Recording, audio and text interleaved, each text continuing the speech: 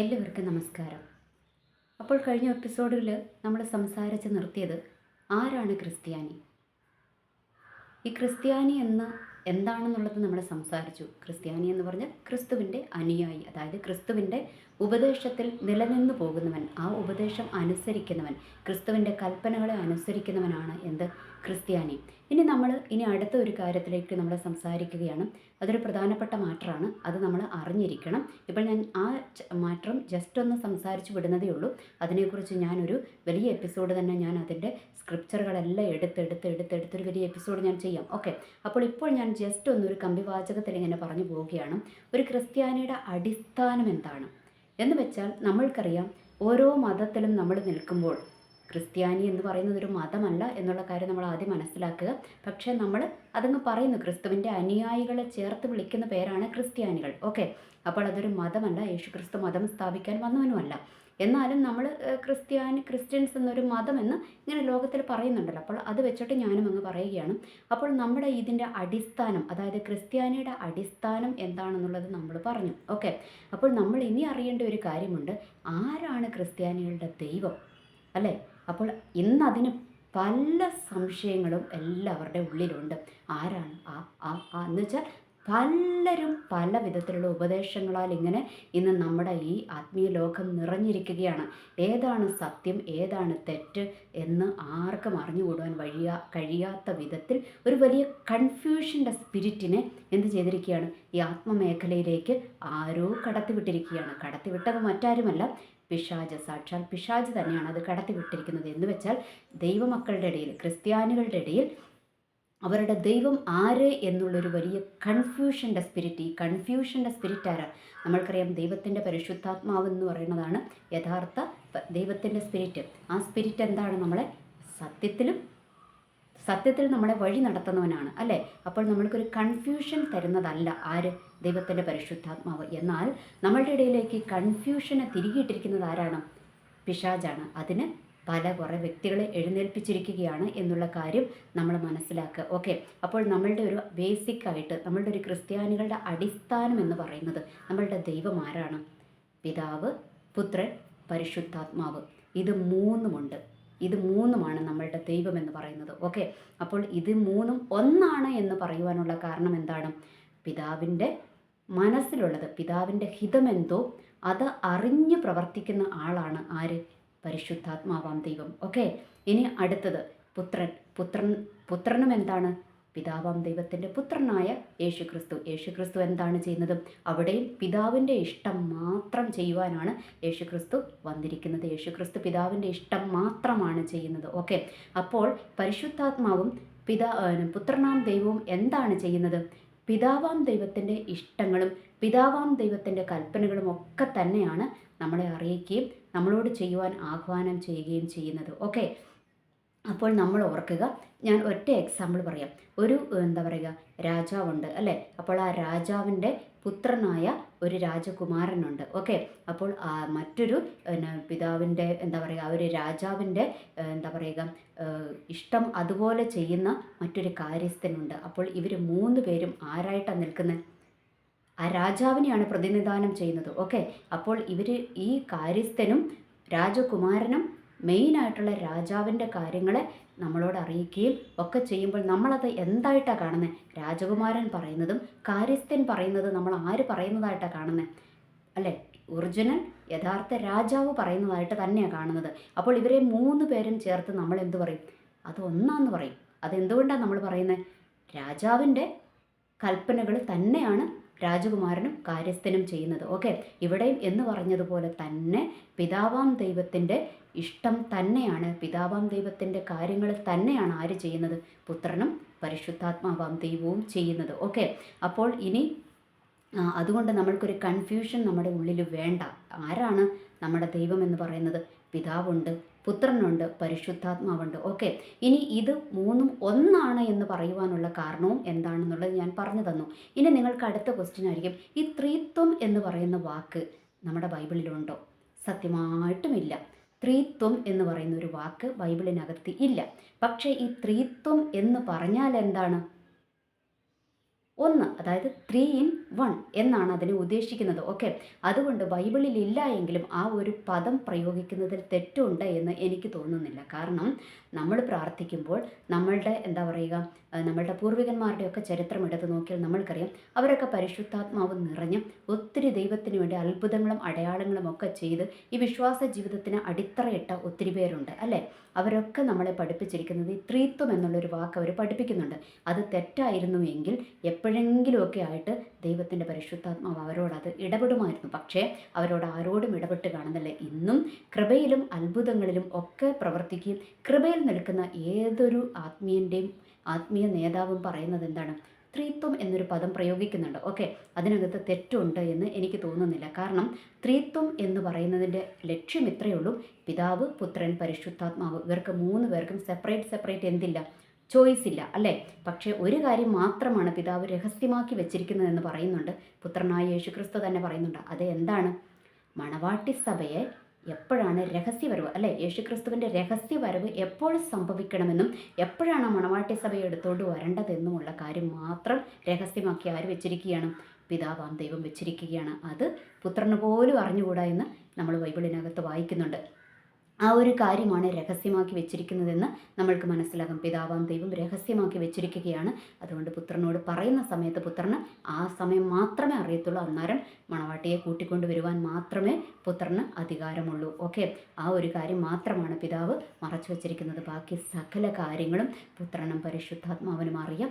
അവർ അതനുസരിച്ച് തന്നെയാണ് പ്രവർത്തിക്കുന്നത് എന്നുള്ള കാര്യം നമ്മൾ മനസ്സിലാക്കുക. ഓക്കെ, ഇനി നിങ്ങൾ ചോദിക്കും, എന്തിനാണ് നമ്മൾ പിതാവിനോട് മാത്രം പ്രാർത്ഥിച്ചാൽ പോരെ, പുത്രനോട് പ്രാർത്ഥിക്കണോ, പരിശുദ്ധാത്മാവിനോട് പ്രാർത്ഥിക്കണോ എന്ന് ചോദിക്കുന്നുണ്ട്. പക്ഷേ നമ്മൾക്കറിയാം, പുത്രനോടും പ്രാർത്ഥിക്കാം, നമ്മളുടെ പരിശുദ്ധാത്മാവിനോട് പ്രാർത്ഥിക്കാം എന്നുള്ളതിൻ്റെ വ്യക്തമായ തെളിവുകൾ ബൈബിളിനകത്ത് പറഞ്ഞു വെച്ചിട്ടുണ്ട്. അതിനകത്ത് ഒരു കാര്യമാണ്, എന്താണ് പറഞ്ഞിരിക്കുന്നത്, കൊയ്ത്ത് വളരെയുണ്ട്, വേലക്കാരോ ചുരുക്കം. അതിനാൽ കൊയ്ത്തിൻ്റെ യജമാനനോട് വേലക്കാരെ അയക്കുവാൻ നിങ്ങൾ പ്രാർത്ഥിപ്പിൻ എന്നാണ് പറഞ്ഞിരിക്കുന്നത്. അപ്പോൾ ആ കൊയ്ത്തിൻ്റെ യജമാനനായിട്ട് ആരെയാണ് കാണിച്ചിരിക്കുന്നത്, അവിടെ പരിശുദ്ധാത്മാവിനെ കാണിച്ചിരിക്കുന്നത്. കാരണം അങ്ങനെ പറയുവാനുള്ള കാരണം എന്താണെന്നറിയാമോ, യേശു ക്രിസ്തു ശിഷ്യന്മാരോട് പറഞ്ഞിട്ടുണ്ട്, നിങ്ങൾ എന്ത് ചെയ്യണം,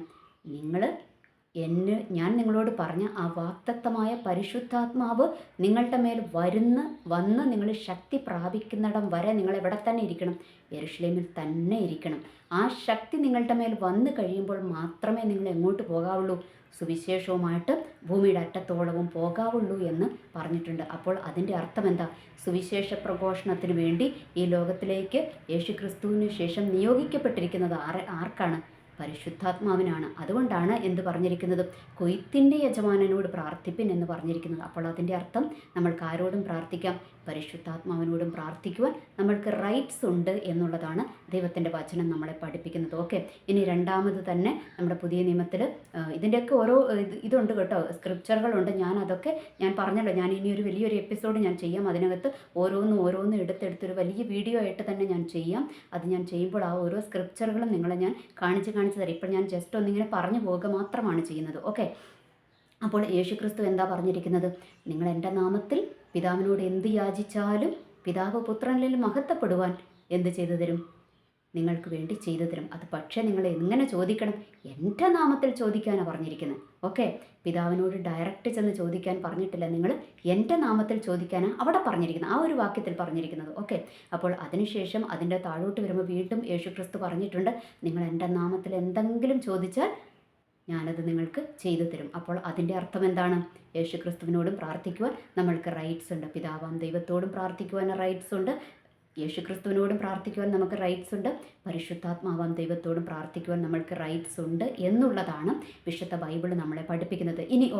ഇനി മറ്റൊരു കാര്യവും കൂടെ പറഞ്ഞിട്ട് ഞാനിത് നിർത്താം. ഓക്കെ, അതിനകത്ത് ഒരു കാര്യം പറഞ്ഞിരിക്കുകയാണ്, എന്താണെന്നറിയാമോ, അത് ഞാൻ വായിച്ച് കേൾപ്പിക്കാം. ഓക്കെ, നമ്മുടെ മത്തായിയുടെ സുവിശേഷം 28-ാം അധ്യായം അതിൻ്റെ 18-ാമത്തെ വാക്യത്തിൽ ഇങ്ങനെ യേശുക്രിസ്തു പറയുന്നുണ്ട്. ഇത് യേശുക്രിസ്തു ഡയറക്റ്റ്, യേശുക്രിസ്തുവിൻ്റെ ശിഷ്യനാണല്ലോ മത്തായിയാണ് ഇത് രേഖപ്പെടുത്തിയിരിക്കുന്നത് കേട്ടോ.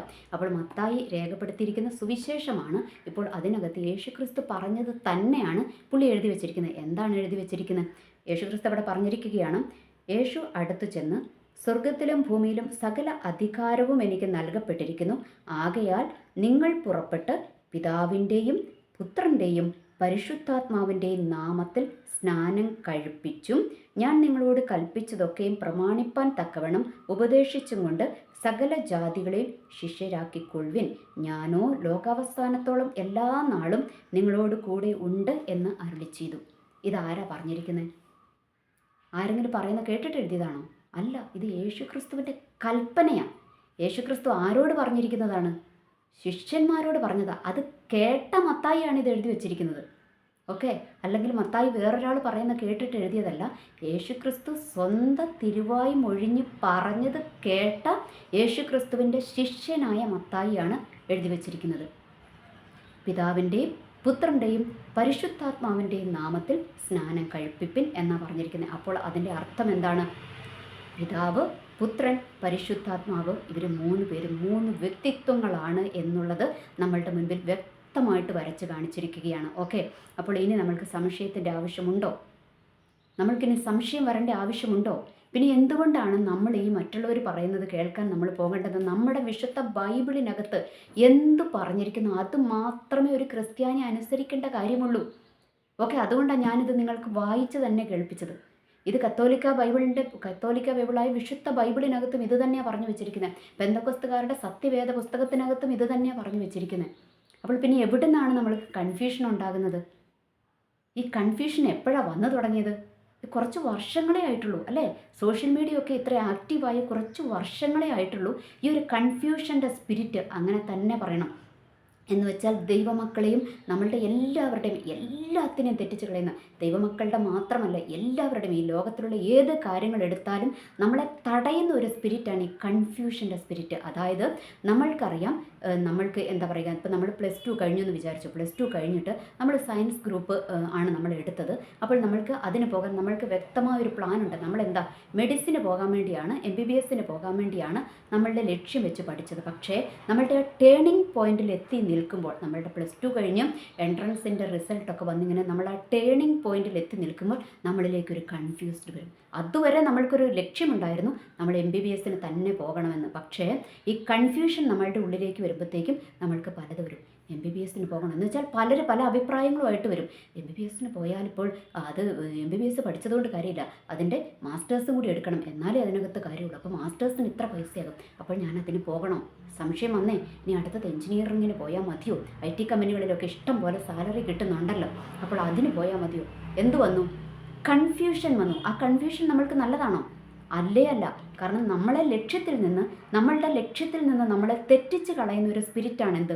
ഈ കൺഫ്യൂഷൻ്റെ സ്പിരിറ്റ്. അത് നമ്മൾ തിരിച്ചറിഞ്ഞേ മതിയാകത്തുള്ളൂ. ഓക്കെ, അപ്പോൾ അതുകൊണ്ട് നമ്മൾ മനസ്സിലാക്കുക, നമ്മളുടെ യേശുക്രിസ്തു നമ്മളുടെ മുൻപിൽ എന്താണ് പറഞ്ഞു വെച്ചിരിക്കുന്നത്?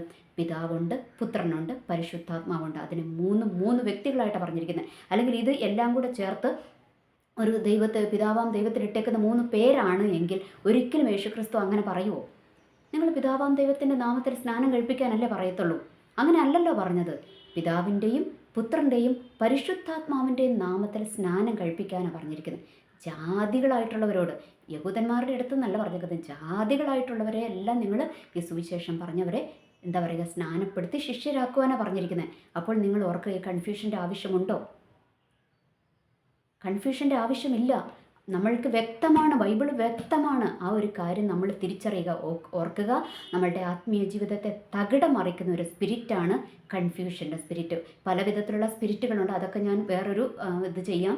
ത്രിത്വം എന്ന് പറയുന്നതിനെക്കുറിച്ചും ഞാൻ വേറൊരു എപ്പിസോഡ് നല്ല വിശദമായിട്ട് ചെയ്യാം. എന്ന് പറയുന്നത് പോലെ ആത്മീയ ഗോളത്തിൽ കൂടിയിരിക്കുന്ന പലതരം സ്പിരിറ്റുകളുണ്ട്, അതിനെക്കുറിച്ച് ഞാൻ വേറൊരു എപ്പിസോഡ് ചെയ്യാം. ഇപ്പോൾ ചെറിയ വീഡിയോ ഇട്ടാലേ ആൾക്കാരുടെ അടുത്തേക്ക് എത്തുള്ളൂ. അപ്പോൾ നമ്മളുടെ ലക്ഷ്യം എന്താണെന്ന് വെച്ചാൽ ഒരാളെങ്കിലും ഈ ഒരു സത്യം മനസ്സിലാക്കണം എന്നുള്ള ഒരു ഒറ്റ ലക്ഷ്യത്തോടെ മാത്രമാണ് ഈ യൂട്യൂബ് ചാനൽ ഞാൻ തുടങ്ങിയിരിക്കുന്നതും. അത് ദൈവത്തിൻ്റെ നിയോഗപ്രകാരം തന്നെ ഞാൻ തുടങ്ങിയിരിക്കുന്നതാണ്. അതുകൊണ്ട് ഒരാളെ കേട്ടിട്ടുള്ളൂ എങ്കിലും എനിക്കത് സന്തോഷം തരുന്ന കാര്യമാണ്. മറ്റൊരു ലാഭവും ഇതിനകത്ത് നിന്ന് പ്രതീക്ഷിച്ചിട്ടല്ല. അതുകൊണ്ട് ഓരോന്നും ദൈവം ആയുസ്സും ആരോഗ്യം തരുന്നിടത്തോളം കാലം ചെയ്തുകൊണ്ടിരിക്കും. ഓക്കെ, അപ്പോൾ നമ്മൾ ഓർക്കുക, പിതാവ്, പുത്രൻ, പരിശുദ്ധാത്മാവ് ഉണ്ട്. അത് മൂന്ന് വ്യക്തിത്വമാണ് എന്നുള്ള കാര്യവും നമ്മൾ തിരിച്ചറിയുക. എനിവേ, എല്ലാവർക്കും നല്ലൊരു ദിവസം ആശംസിക്കുന്നു. നന്ദി, നമസ്കാരം.